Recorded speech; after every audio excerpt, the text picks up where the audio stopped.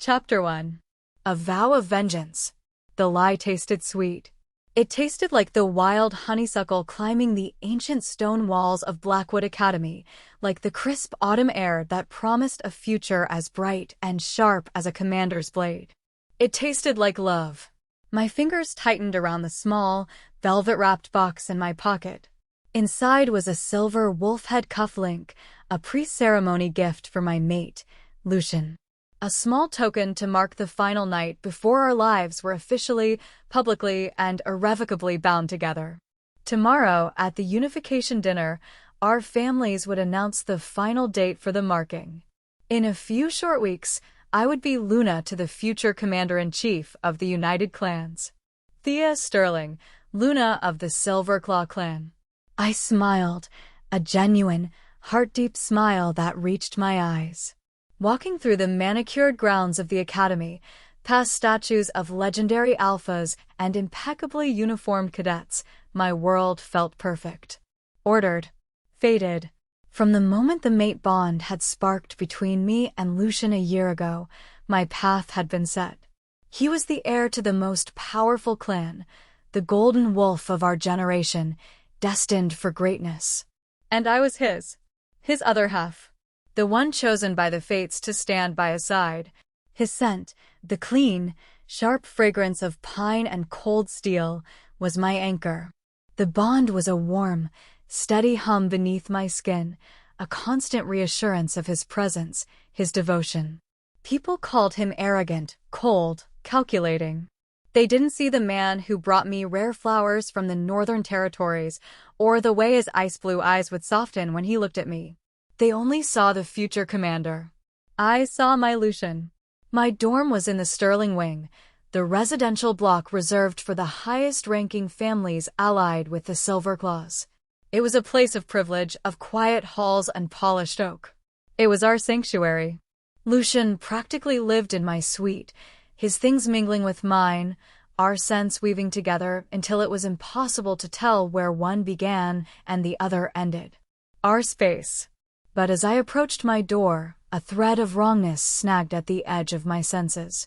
The door was ajar, a sliver of warm light spilling into the hallway. And the scent, it was wrong. Lucian's pine and steel was there, yes, but it was tangled with something else.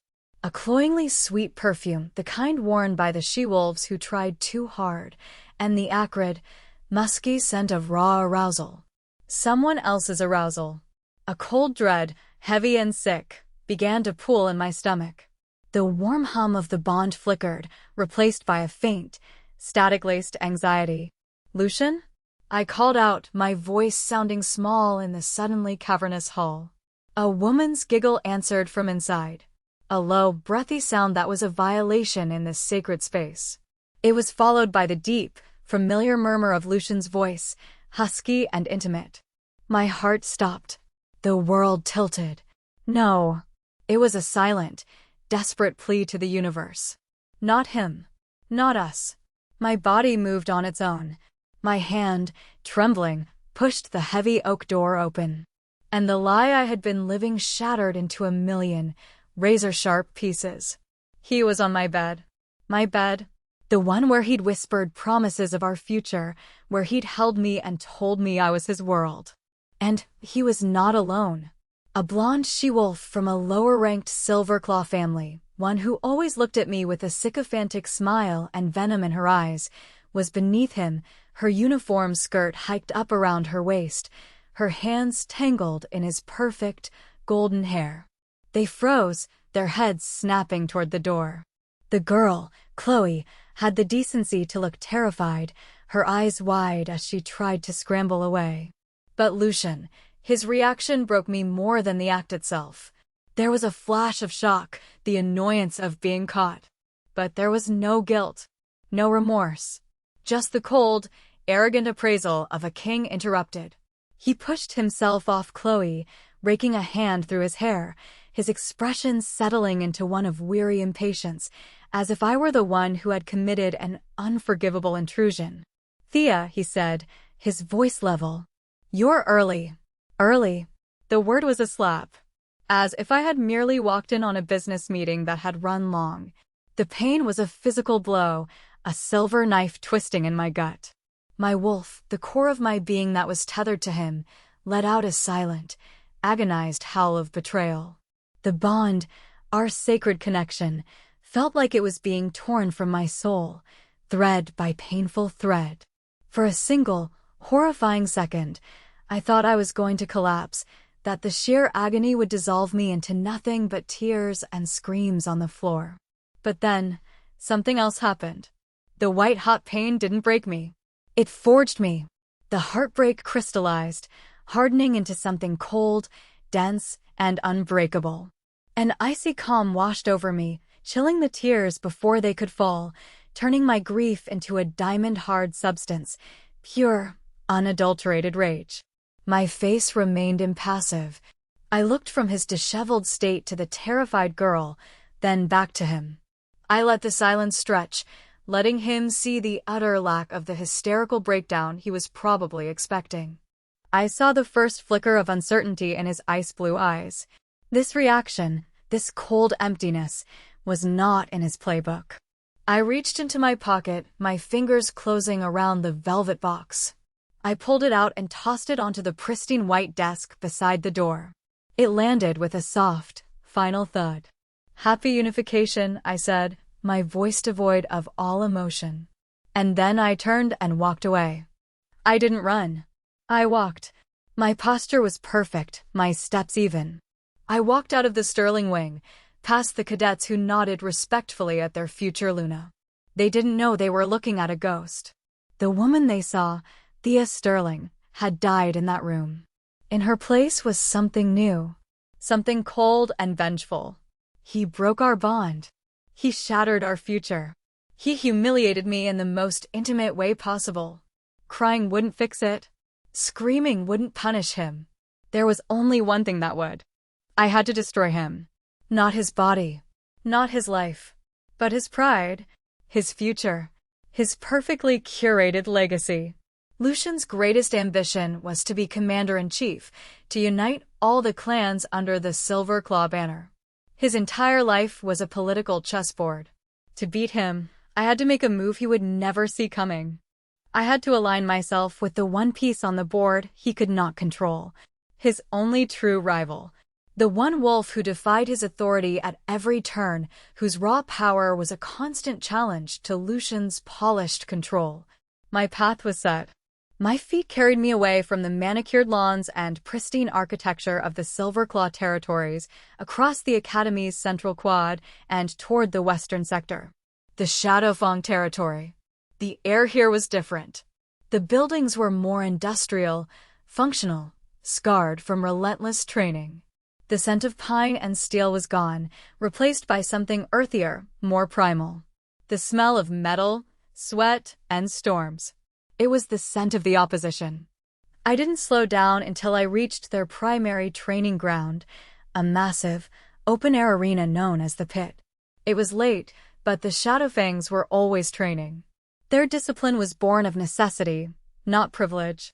It was why they were the only clan the Silverclaws considered a legitimate threat.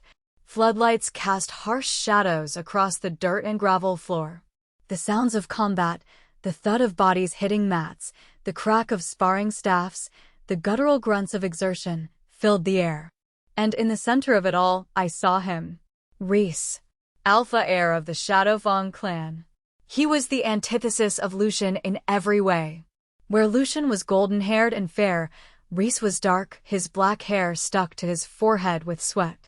Where Lucian wore tailored uniforms, Reese was stripped to the waist, his torso a roadmap of lean, hard muscle and faint, silvery scars.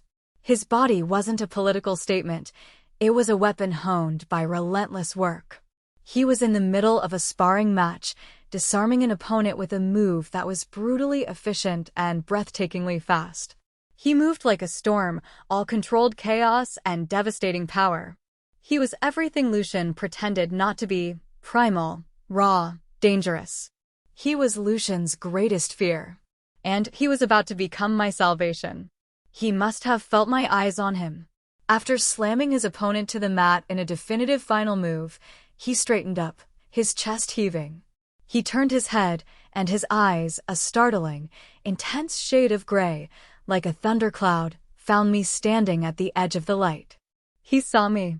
He saw the state I was in, the ghost haunting my eyes, the cold fury that had replaced my soul. A flicker of confusion, then sharp, predatory interest, crossed his face.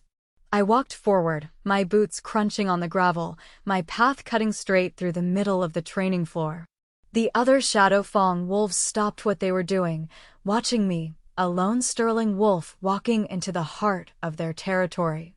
I didn't stop until I was standing right in front of him.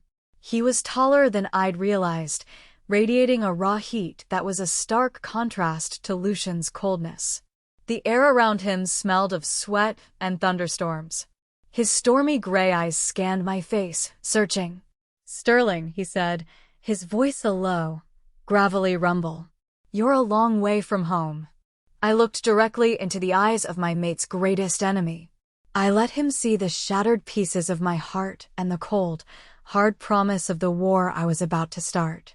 "I need a favor," I said, my voice steady, betraying none of the agony churning inside me. A slow, dangerous smile touched his lips. "I'm listening." I took a deep breath, the scent of him, of his clan, of this rebellion, filling my lungs. This was my vow of vengeance. This was my declaration of war. "Mark me," I said. Chapter 2. The Rival's Mark. The words hung in the air between us, stark and shocking in the harsh light of the training arena. Mark me. The surrounding Shadow Fang wolves, who had been watching with detached curiosity, now stared in stunned disbelief. A Sterling, the promised mate of the Silver Claw heir, standing in the heart of their territory, asking their own alpha heir for the most sacred, most permanent of bonds. It was not just a request. It was an act of high treason. Reese's dangerous smile didn't falter, but his stormy gray eyes sharpened, dissecting me. He saw the truth of my request in the rigid set of my shoulders, in the cold fire burning where my soul used to be. He didn't see a woman in love. He saw a weapon being offered to him, handle first. "You know what you're asking," he said, his voice a low rumble. It wasn't a question. It was a final chance for me to back down, to turn and run back to the gilded cage I had just fled. "I know," I replied, my voice unwavering. "I know it's a declaration of war. I know it will shatter the alliance between the clans. I know it will ruin Lucian Sterling. That's why I'm asking." The brutal honesty of it seemed to impress him. A flicker of respect, or perhaps just sheer amusement, danced in his eyes. He tilted his head, studying the juncture of my neck and shoulder, the clean, unmarked skin that was supposed to have been claimed by Lucian tomorrow. "He finally did it," then Reese murmured, more to himself than to me. "The golden boy finally tarnished his own crown." He met my gaze again. He cheated. I didn't have to answer. The confirmation was written all over my face. "In our room. On our bed," I added, the words like shards of glass on my tongue. I needed him to understand the depth of the betrayal, the reason for this madness. Reese's jaw tightened. A flash of genuine, primal anger crossed his features. Not for me, not for my heartbreak, but for the sheer arrogance of the act. The dishonor. Lucian hadn't just betrayed his mate. He had insulted the sanctity of the bond itself, a cornerstone of their entire warrior culture. "And you want revenge," Reese stated. "You want to humiliate him in the most public, most permanent way possible. You want to take the one thing he believed was his by divine right, his fated mate, and give it to his greatest rival." He took a step closer, his presence a wall of heat and power. "You want to use me to destroy him?" "Yes," I said, without shame. "And you get to use me to disrupt his ascension. You get the Sterling Alliance, or what's left of it. You get to drive a wedge so deep into the council that his claim to commander-in-chief will be crippled." This isn't a request born of passion, Reese. It's a political move. A mutually beneficial transaction. I was speaking his language now. The language of strategy, of power plays, of war. He let out a short, humorless laugh. "You've got ice in your veins, Sterling." I always knew there was more to you than just being Lucian's pretty little shadow. He circled me slowly, like a wolf assessing a potential ally or a potential threat. A mark is forever. It's a chain. It will bind you to me, to my pack. It will change you. The bond will demand loyalty. Are you prepared for that? Or will you run back to him the moment he whispers a pretty apology in your ear?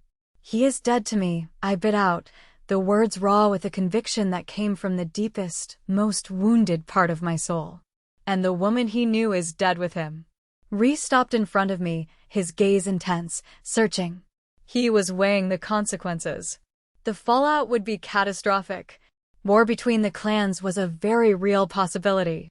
But the potential reward, the chance to shatter the Silverclaw dominance that had choked the other clans for a century, it was a prize worth any risk. "All right, Sterling," he said, his voice dropping, a decision made. "You want my mark? You want my alliance? You get it. But we do this on my terms. Here. Now. In front of my pack. So there can be no question of your allegiance. No turning back." My heart hammered against my ribs, a wild drumbeat of terror and exhilarating finality. This was it. The point of no return. "Fine," I breathed. He reached out, his calloused fingers surprisingly gentle as he brushed my hair back from my shoulder. His touch was electric, a jolt of raw, untamed energy that was nothing like Lucian's cool, possessive touch. It was a spark in the darkness, and my broken, vengeful heart answered it. "Kneel," he commanded softly. It was an order. An alpha's first command to his potential mate. My pride, the last vestige of the Sterling heir, bristled. But I looked into his stormy eyes and saw not a demand for submission, but a requirement for trust. An initiation. I swallowed my pride and slowly, gracefully, sank to my knees in the gravel of the training pit, before him and his entire pack. He knelt in front of me, bringing us eye to eye. He was so close I could see the flecks of silver in his gray irises, like lightning trapped in a storm cloud. "A mark given in anger is a curse," he said, his voice a low growl. "I will not brand you with my rage. You came to me for vengeance, but the bond requires more. It requires a seed of something real. You will not be just my weapon, Thea. You will be my mate. My Luna. You will be a Shadowfang. Do you understand?" He used my first name. Thea. It sounded different coming from him, stripped of the polite society's softness, reforged into something stronger. I didn't understand. Not really. All I understood was the gaping wound in my soul and the desperate need to cauterize it with this act. But I saw the truth in his eyes. This was not a simple transaction to him. It was something more. "I understand," I lied, or maybe, in some small, terrified part of my soul, I told the truth. He nodded, a grim satisfaction on his face. He held up his hand, and one of his betas silently passed him a ceremonial dagger, its obsidian blade gleaming under the floodlights. He made a shallow, clean cut across his own palm. Blood, dark and rich, welled up. He held his bleeding palm out to me. "The bond must be accepted willingly. With blood and intent. Swear your loyalty, Thea. Not to me. To my pack. To the Shadowfangs." I looked at his outstretched hand. This was the final seal on my old life's coffin.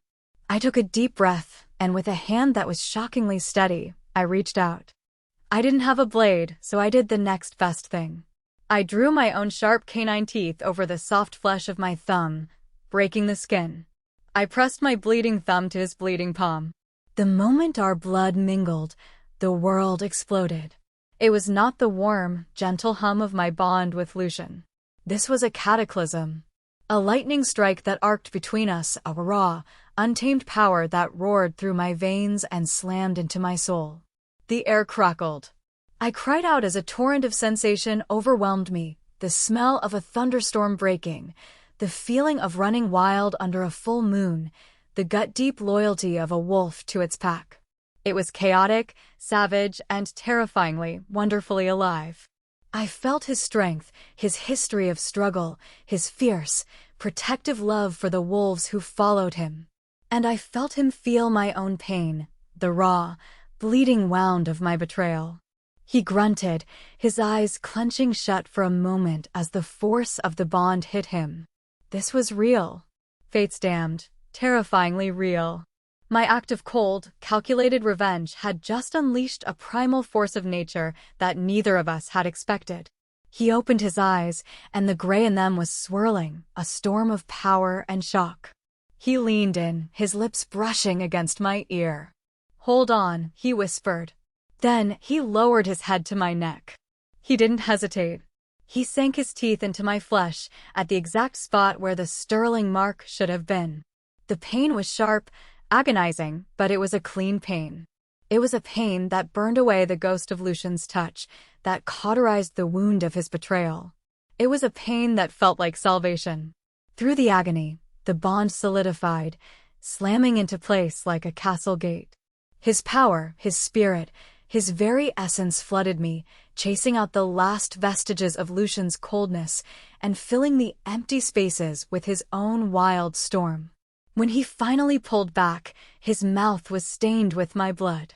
He looked at me, his eyes blazing, a possessive, triumphant fire in their depths. The Shadowfang wolves around us, who had been silent witnesses, let out a collective, rumbling howl. It was a sound of acceptance. A sound of welcome. A sound of war. He stood up, pulling me to my feet. I swayed, my legs weak, my senses reeling from the power of the new bond. I looked down at my thumb, where my blood had mixed with his. Then I touched my neck. Beneath the fresh blood of his bite, I could already feel the magic knitting my skin back together, forming a new symbol. A new allegiance. A snarling wolf's head, rendered in storm gray and silver. The Shadowfang crest. I had done it. I had marked his rival. Just then, a commotion erupted at the entrance to the pit. A group of silver claw guards, Lucian's personal honor guard, stood there, their faces masks of horror and disbelief. And behind them, pushing his way to the front, was Lucian. His face was pale, his ice-blue eyes wide with a fury so profound it seemed to vibrate. He stared at me, at the blood on my neck, at Rhys's possessive hand on my arm. He saw the new mark beginning to form. The sound he made was not human. It was a strangled, agonized roar of pure, possessive rage. The rage of a king who had just watched his most prized possession willingly walk into his enemy's arms and burn his kingdom to the ground. The war had begun, and I was no longer a pawn. I was the flashpoint. I was the spark. I was the queen of the coming storm. Chapter 3. Better in battle, better in bed. Lucian's roar of fury echoed off the cold metal walls of the pit, a sound of absolute violation. His honor guard tensed, their hands flying to the ceremonial blades at their hips, the air crackling with the prelude to bloodshed. The Shadowfangs answered the challenge, their casual training stances hardening into a wall of grim, battle-ready wolves, a low, collective growl rumbling through their chests. The arena had transformed from a training ground into a powder keg, and I was standing right on top of it. The new bond with Rhys was a living thing inside me, a wild storm of sensation and power. It sang with a fierce, possessive energy, rising to meet Lucian's rage. I could feel Rhys's own fury, a cold, controlled anger at this intrusion into his territory, this challenge to his new claim. He didn't move, but I felt the coiled tension in his body through the hand still resting on my arm. "You," Lucian spat, his accusing finger trembling as he pointed at me. His perfect, golden boy composure was shattered, revealing the ugly, tyrannical beast beneath. "What have you done?" I should have been afraid. The old Thea would have been terrified, crumbling under the force of his wrath. But the old Thea was dead. The new Thea, the one forged in betrayal and marked by a storm, felt a cold, exhilarating power rise within her. I took a step forward, deliberately moving out from behind Rhys, forcing Lucian to face me alone. "What have I done?" I asked, my voice dangerously calm. "I believe the question is, what have you done, Lucian? On my bed? With my supposed friend?" A ripple of shock and disgust went through the assembled wolves, even his own guards. The rumor of his infidelity was one thing, my public confirmation of it was another.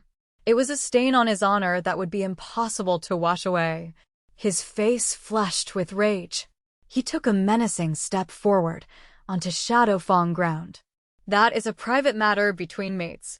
We are not mates, I corrected him, the words sharp and precise. You forfeited that right. You broke the bond. I merely finalized the dissolution.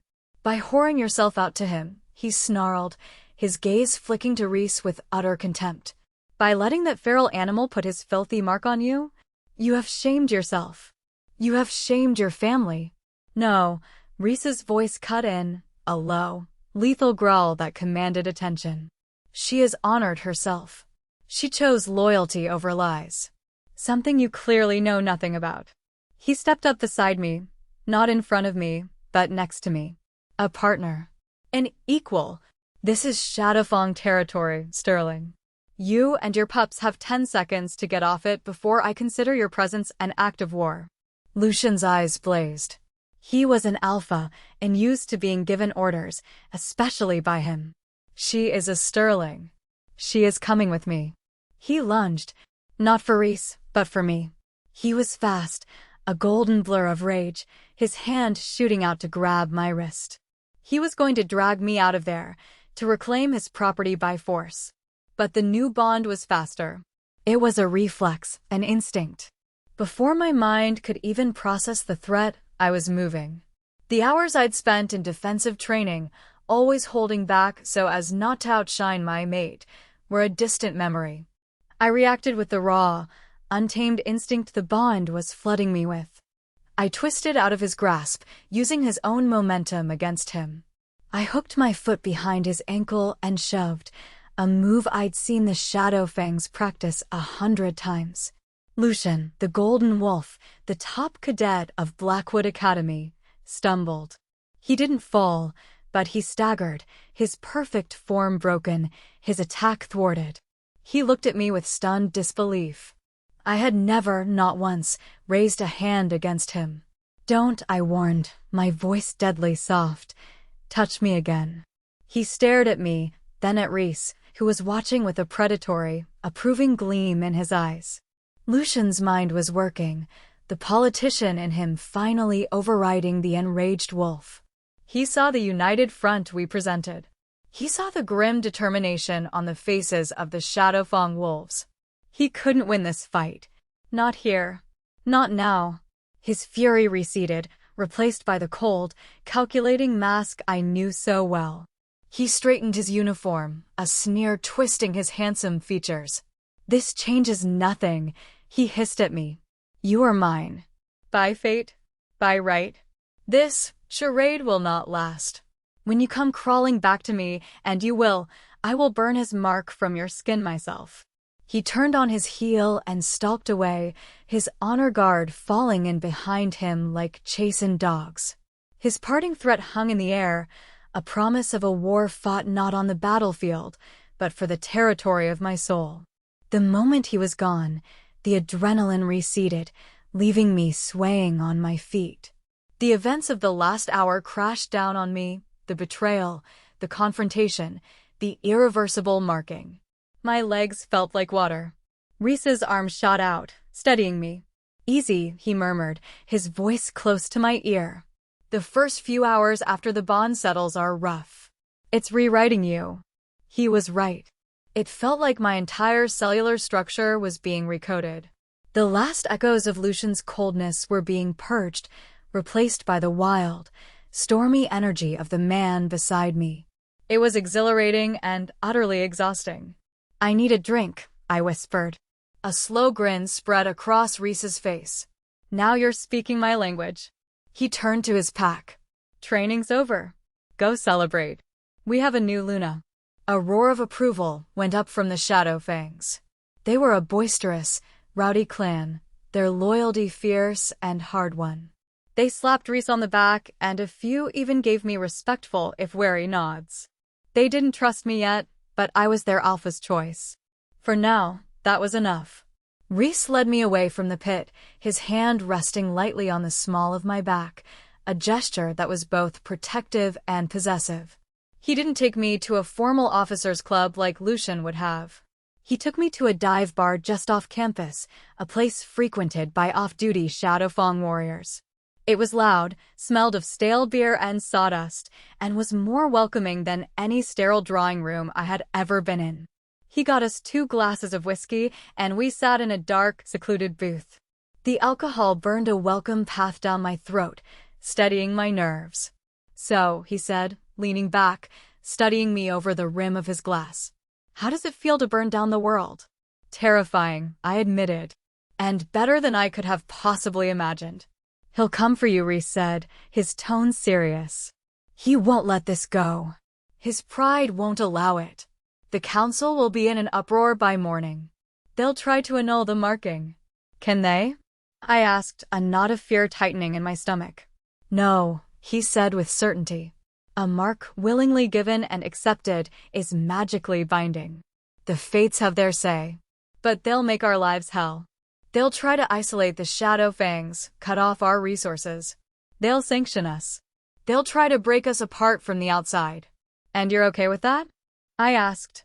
"You've taken on a war for a woman you don't even know." "I know you're a fighter," he said, his gray eyes intense. "I saw it tonight. And I've been waiting for a war with the Silver Claws my entire life. You just gave me the perfect reason to start it." He leaned forward, his voice dropping. "But make no mistake, Thea. We're in this together now. The bond won't allow for anything else. My fight is your fight. And your ex-boyfriend is now my problem." A few days later, the inevitable confrontation happened. The academy was a small, insular world. I was walking across the main quad, Reese at my side, when we saw Lucian heading our way, flanked by 2 of his senior cadets. It was a deliberate interception. "Thea," Lucian said, stopping in front of us, his voice dripping with false concern.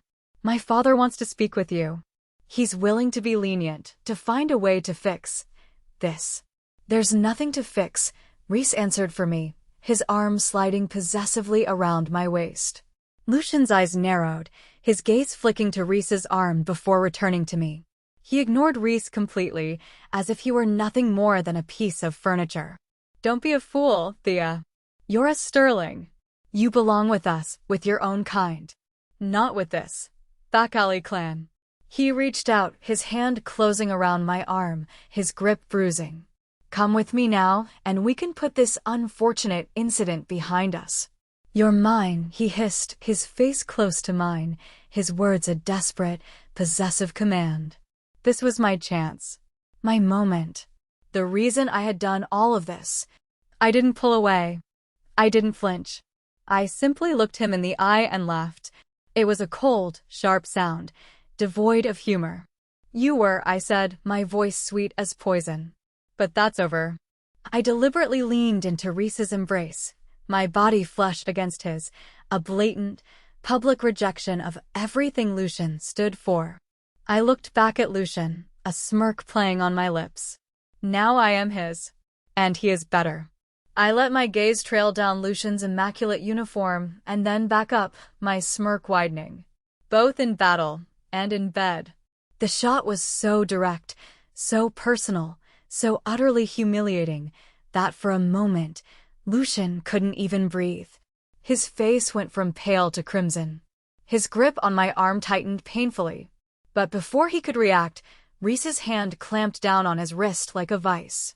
"The lady said," Reese growled, his voice dropping to a lethal pitch, "to take your hand off her." With a sharp twist, Reese forced Lucian to release me. The 2 alphas stood nose to nose, a silent, vicious war being waged in the space between them. The battle lines were drawn. And I had just fired the shot that would echo through the entire world. I had made my choice. And I would live with the consequences, no matter how bloody they became. Chapter 4. The Price of a Scar. My declaration on the quad became the stuff of Academy legend overnight. The story spread like wildfire, whispered in mess halls and training grounds, embellished with every telling. Better in battle, better in bed. It was a brutal, public castration of Lucian Sterling's pride, and it had consequences. The Silver Claw clan, led by Lucian's iron-willed father, Commander Valerius, retaliated not with open warfare, but with the cold, precise cruelty of politics. The Shadowfangs were systematically isolated. Our supply lines were choked. Our allies on the council were threatened into silence. We were declared a rogue element, a clan led by a rabid wolf and his treacherous Sterling whore. The word whore was used often, a poison dart aimed directly at me, intended to shame me into submission. It didn't work. Shame was a luxury I could no longer afford. Life in the Shadowfang territory was a stark contrast to the polished world I'd known. The training was relentless, the resources scarce, and the constant threat of a Silver Claw-backed attack kept everyone on edge. But there was a fierce, unwavering loyalty here that the Silver Claws, with their political maneuvering and arranged alliances, could never replicate. The Shadowfangs weren't just a clan, they were a family, forged in adversity and fiercely protective of their own. And now I was one of them. Rhys was true to his word. My fight became his fight. He never let me face the scorn alone. When members of the council tried to publicly berate me during a heated assembly, he stood at my side, his quiet, menacing presence a shield. When Silver Claw cadets tried to harass me on campus, he was there, a storm cloud of protective fury that sent them scattering. And the bond was a wild, tumultuous force. It was nothing like the placid connection I'd shared with Lucian. This bond was demanding, intuitive, and intensely physical. I could feel Rhys's moods as if they were my own, his frustration during council meetings, his exhilaration during training, his simmering anger at the injustices leveled against his pack. And his desire. That was the most overwhelming part. It was a constant, low-burning fire, a current of energy that flowed between us, leaving me breathless at the most inopportune moments. We hadn't taken the final step. The nights were a form of exquisite torture. He'd given me his guest quarters, a Spartan but comfortable room next to his own. He respected a boundary I hadn't even known I needed, giving me space to heal from the trauma of Lucian's betrayal, even as the bond screamed for consummation. Our nights were spent talking. We'd sit in the common area of his quarters, a bottle of cheap whiskey between us, and he'd tell me stories of his clan, of his childhood spent fighting for respect in the shadow of the Silver Claw's dominance. And I, in turn, found myself opening up about my own life, about the suffocating pressure of being the perfect Sterling, the perfect mate. They were dialogues in the dark, weaving our pasts together, building a foundation for our volatile future.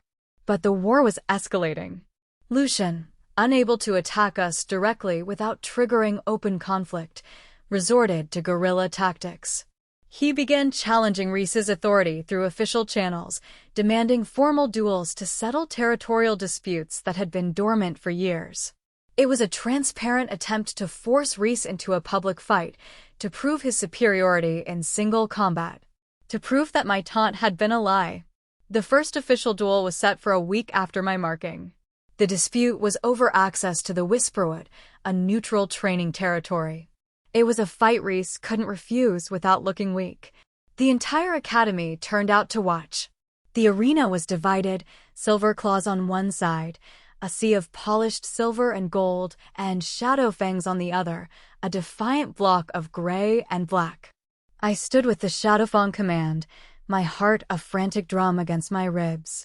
The bond was a torrent of nervous energy, a feedback loop of Rhys's focus and my own anxiety. Lucian entered the arena first, looking every inch the golden champion.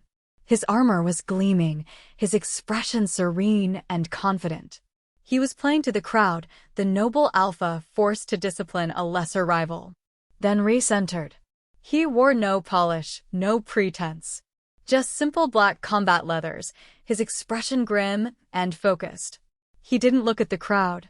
His stormy gray eyes found mine, and for a moment, the world fell away. He gave me a sharp, almost imperceptible nod. "I've got this." The fight began. It was a brutal ballet of violence. Lucian was technically flawless, his style precise, textbook perfect. He moved with a cold, aristocratic grace. But Rhys fought like a force of nature.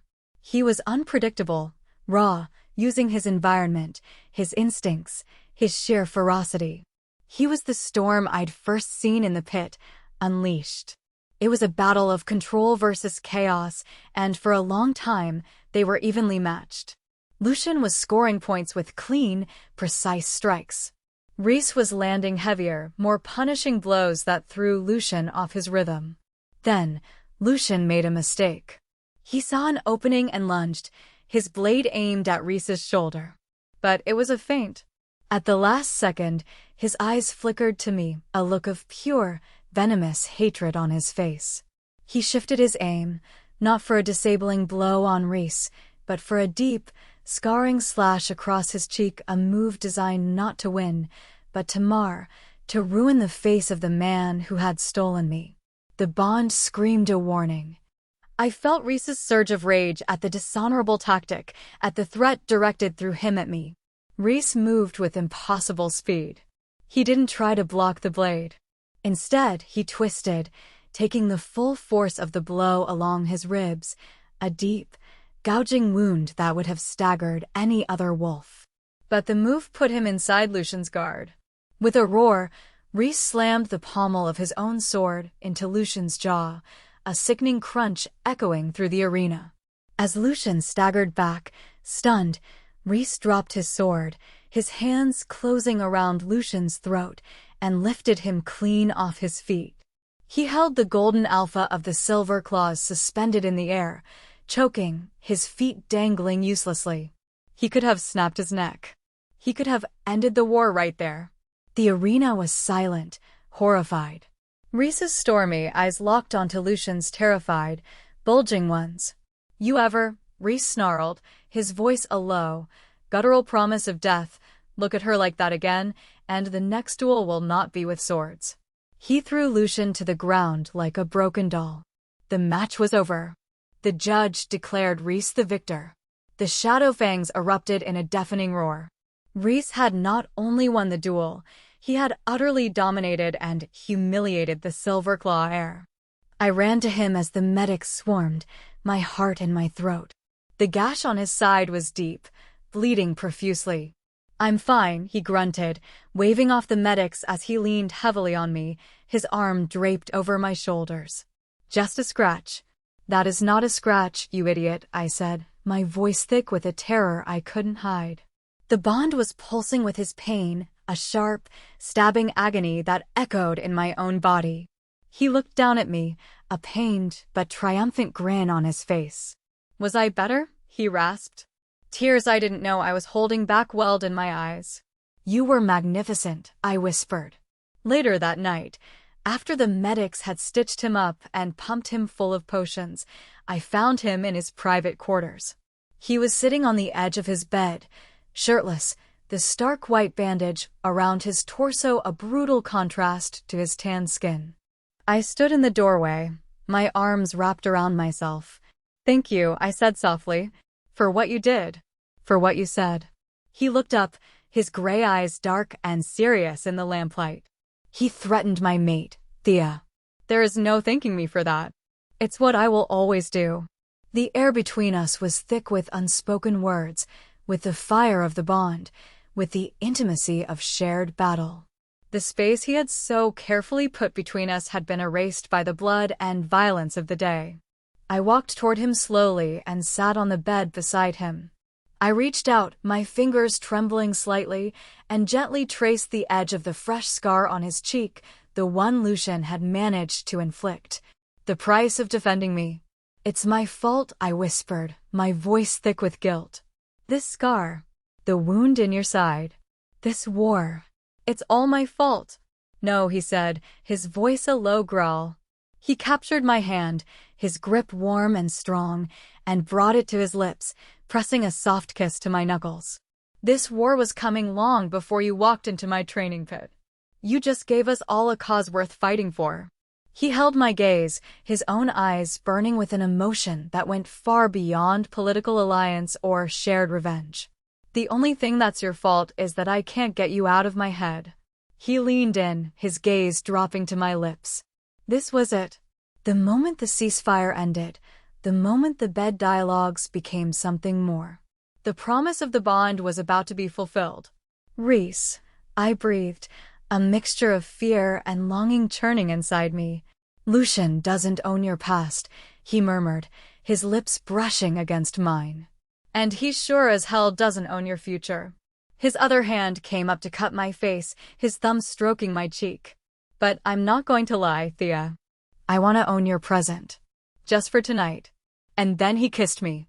It was not the angry, possessive kiss of a conqueror.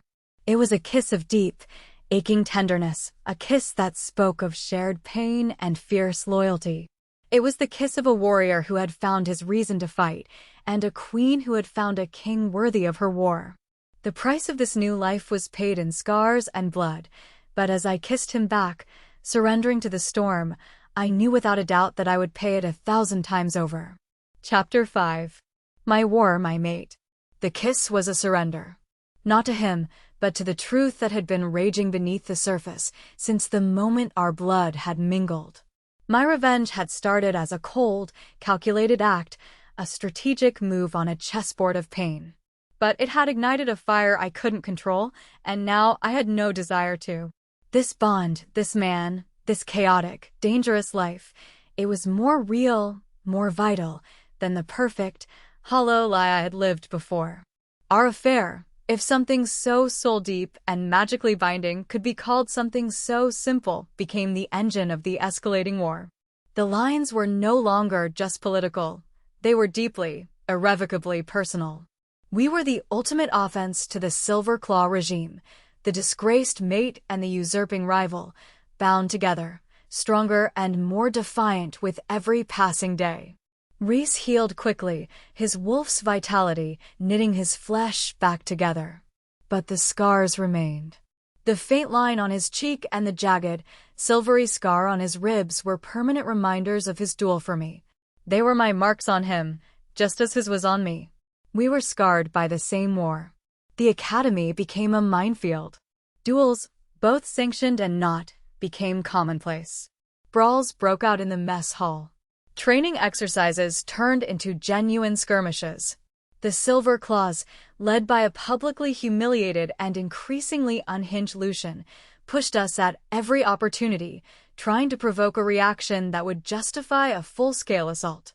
Through it all, Reese and I became a unified front. We moved as one. We trained together in the pit, a whirlwind of coordinated strikes and defenses, our bond creating an unnerving synergy that other pairs couldn't match. He taught me the raw, brutal style of the Shadow Fangs, and I taught him the precise, strategic fencing of the Sterlings. We were forging a new way to fight, a fusion of our two worlds. In the council chambers, we were just as formidable. I knew the Silver Claw playbook, their political tactics, their hidden weaknesses. I became Reese's strategist, his whisper in the dark, predicting Lucian's moves before he made them. We exposed their corruption, their secret deals, their hypocrisy, winning over smaller, neutral clans who were tired of living under the Silver Claw thumb. We were no longer just the opposition. We were a revolution. Lucian couldn't stand it. Watching me at Reese's side, not as a broken victim, but as a sharp, capable Luna who was actively dismantling his future, was eating him alive. He grew reckless, his attacks more desperate. The final confrontation came during the annual gauntlet, the Academy's most grueling and prestigious military exercise. It was a week-long war game held in the dense, treacherous Whisperwood, pitting the clans against each other in a test of strategy, strength, and survival. The final objective was to capture the opposing clan's flag from their fortified command post. It was the ultimate prize, the ultimate humiliation for the losing side. The Shadow Fangs had fought our way to the final day. Only one opponent remained, the Silver Claws. Our command post was a cave system deep in the heart of the forest. The air was cold and damp, the scent of earth and tension thick around us. Reese, his command team, and I were hunched over a holographic map, planning our final defense. "He's going to come himself," I said, pointing to a weak point in our northern perimeter. "He won't send a proxy. His pride is on the line. He needs to beat you, personally." "Let him come," Reese growled, a predatory light in his eyes. "We'll be waiting." But Lucian was more desperate than I'd anticipated. He didn't launch a full frontal assault. He used a tactic of pure dishonor. Under the cover of a diversionary attack on our northern flank, he and his small, elite team used silver-laced climbing gear to scale the sheer, supposedly impassable cliff face at the rear of our command post. It was a move that was technically against the Gauntlet's rules of honorable engagement. The alarm blared through the cave system as they breached our inner sanctum. "They're inside," one of the guards yelled. Chaos erupted. Reese roared orders, sending our warriors to intercept. But it was too late.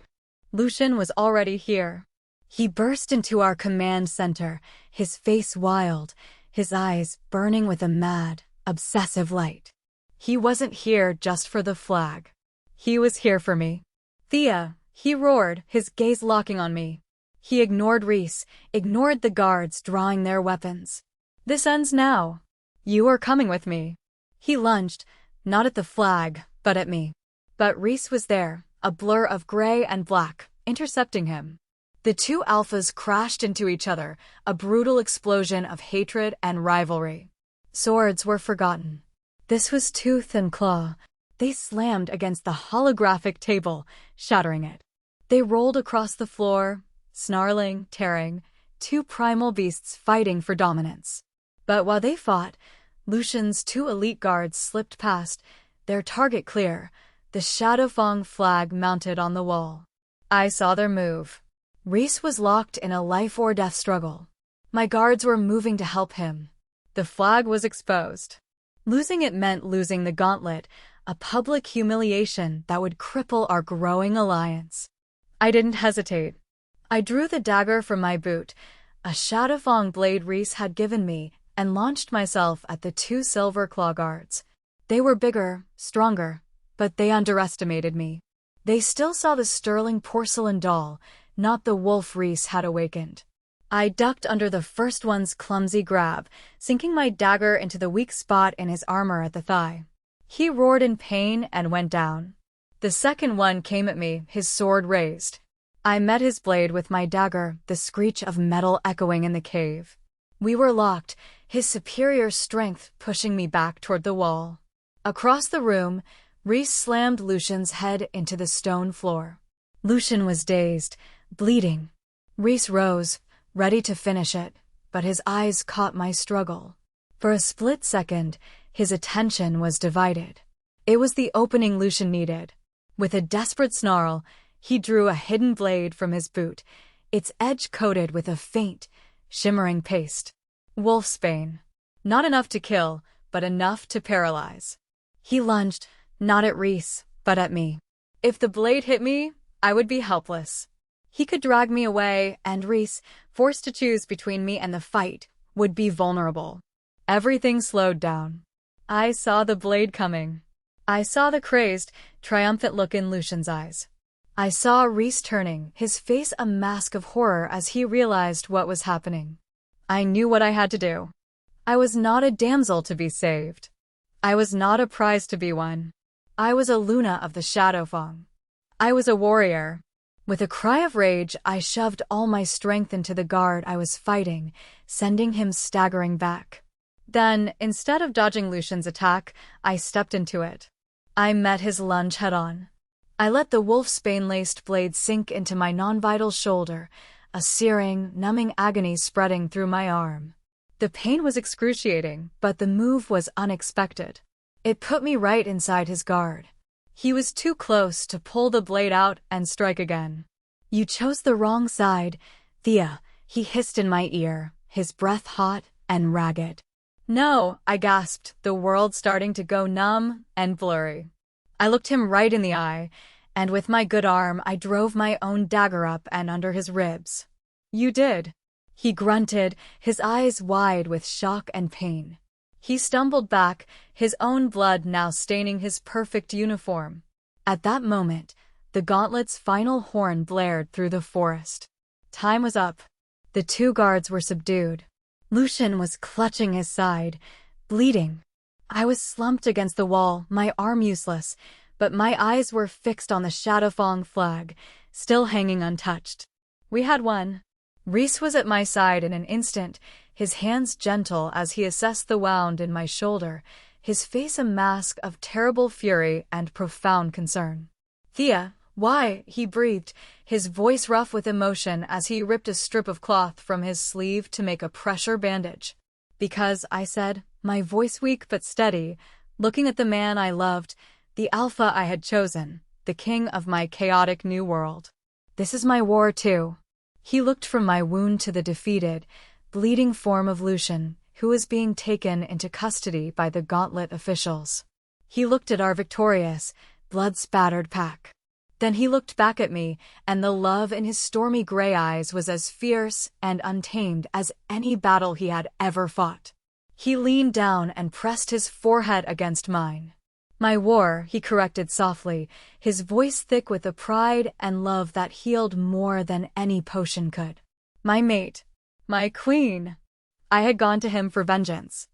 I had wanted to burn my old life to the ground. But in the ashes, I had found something far greater. I had found a new family, a new purpose. I had found my true mate. I had found myself. And together, we would build an empire from the embers of the world we had so beautifully destroyed.